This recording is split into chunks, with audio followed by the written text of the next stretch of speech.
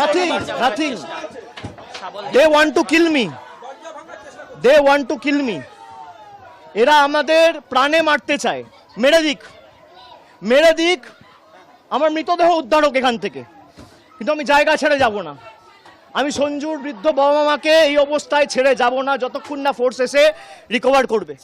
আমাদের এখানে যারা প্রতিনিধিরা রয়েছে, আমি বলবো থানায় আবার ফোন করো, মেসেজ করো, ফোর্সের জন্য রিকোয়েস্ট করো।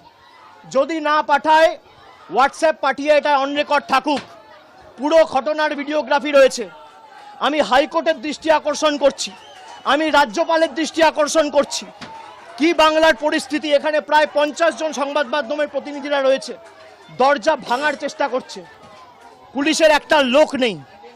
কি পরিস্থিতি হয়েছে আপনারা দেখুন। I will definitely move to court.